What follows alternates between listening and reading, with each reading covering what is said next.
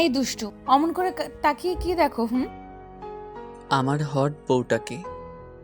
যা দুষ্টু, অমন করে তাকিয়ে আছো তাতেই লজ্জা লাগছে, আর তারপর আবার তাকিয়ে থাকলে লজ্জা লাগে জানতাম না তো, আর তার উপর কি বলো?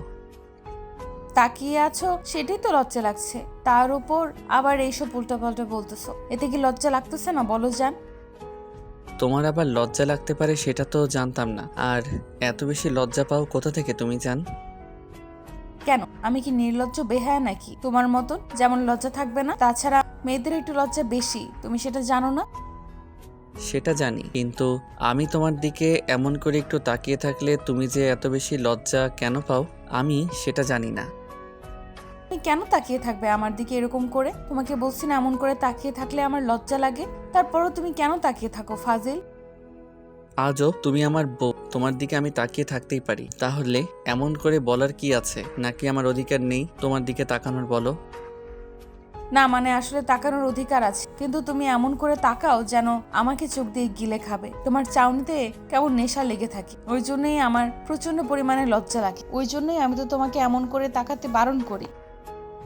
সামান্য তাকানোতেই এত লজ্জা পাও, তারপর যখন এত বেশি ভালোবাসি তখন তোমার কেমন লাগে?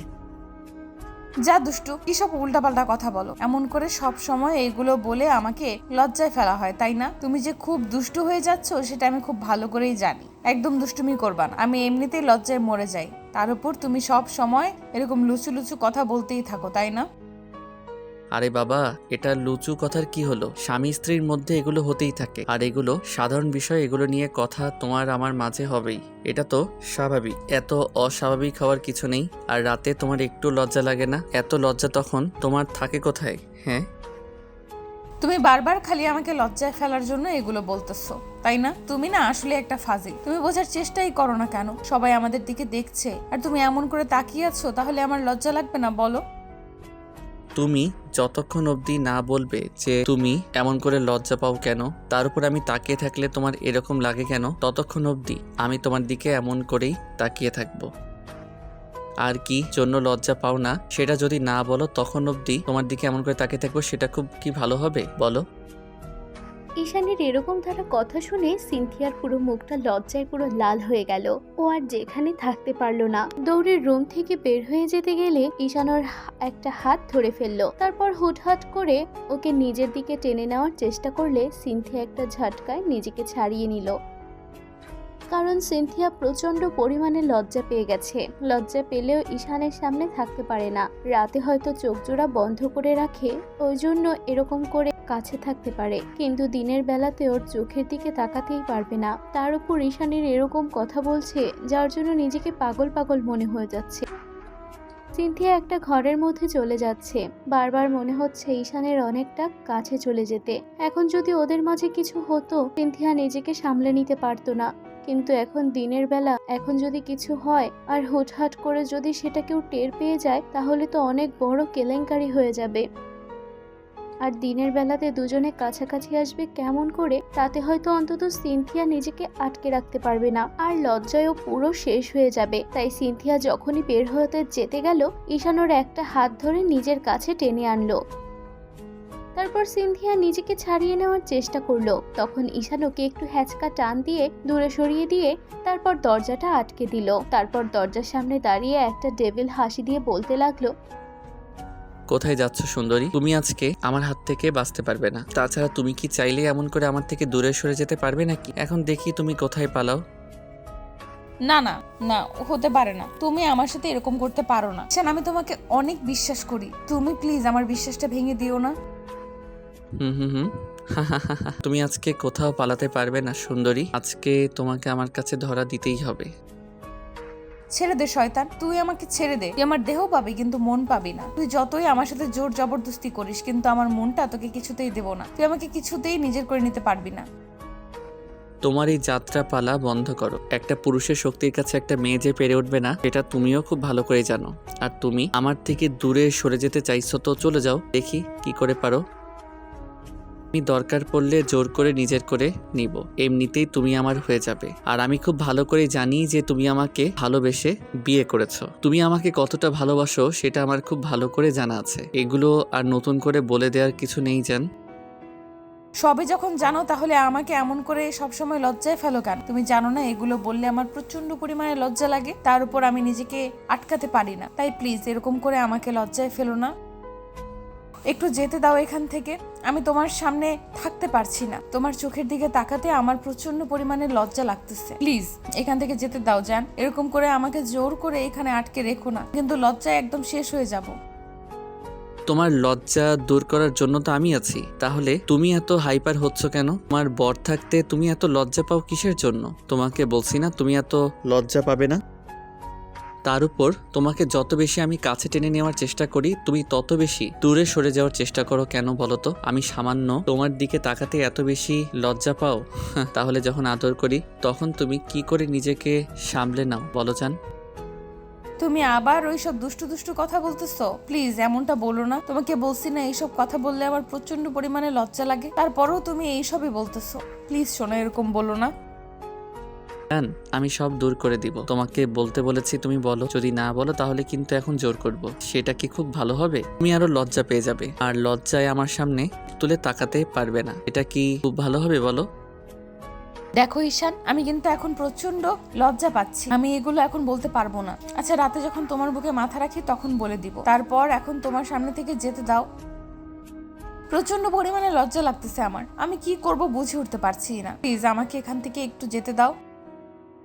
না না, তোমাকে আজকে কোনো ছাড়াছাড়ি হবে না। তোমাকে বলতেছি যে তুমি আমাকে বলো, যদি না বলো ততক্ষণ অবধি আমি তোমাকে ছাড়বো না। তারপরও তুমি এরকম করে আমার কাছে থেকে দূরে সরে যেতে চাইছো।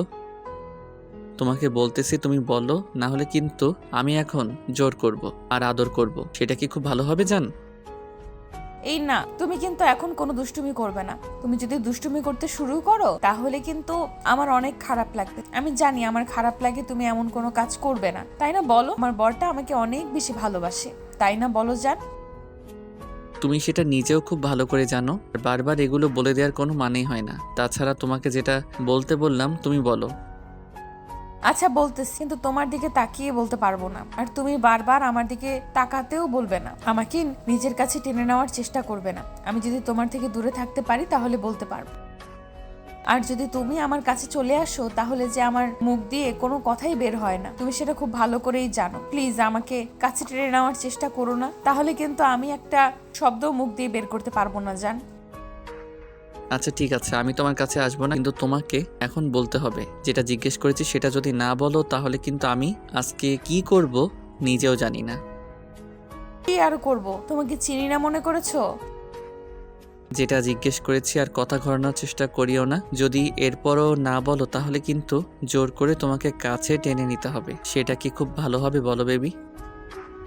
ঈশানের এরকম দ্বারা কথাতে সিনথিয়া ওর দিক থেকে ঘুরে অন্যদিকে তাকালে তখন ঈশান ওকে পেছন থেকে গিয়ে নিজের দিকে ঘোরালো, তারপর বুকের সাথে খুব শক্ত করে চেপে ধরে ওর মাথায় হাত বুলিয়ে দিয়ে বলতে লাগলো, এখন তুমি বলতে পারো এখন তোমাকে আমি দেখতেছিও না, আর তোমার দিকে ড্যাব ড্যাব করে তাকিয়েও নেই, আর কেউ তোমার মুখটা দেখতে পাচ্ছে না, তাই লজ্জা পাওয়ার কিছু নেই। এখন তুমি বলতে পারো, কিন্তু যদি না বলো আর কি যে করবো সেটা তুমি খুব ভালো করেই বুঝতে পারতেছো। তাই চুপ করে না থেকে যেটা জিজ্ঞেস করেছি এখন ভালোই ভালোই লক্ষ্মী মেয়ের মতো বলে দাও। কারণ তুমি জানো তুমি আমার কাছে আসলে আমার হার্টবিটটা বেড়ে যায়, আমার দম বন্ধ হয়ে আসে, আমি ওই জন্যই কিছু বলতে পারি না। এর থেকে আমি আর কিছু বলতে পারবো না। তুমি প্লিজ আমাকে লজ্জায় ফেলার জন্য আর কিছু জিজ্ঞেস করো না।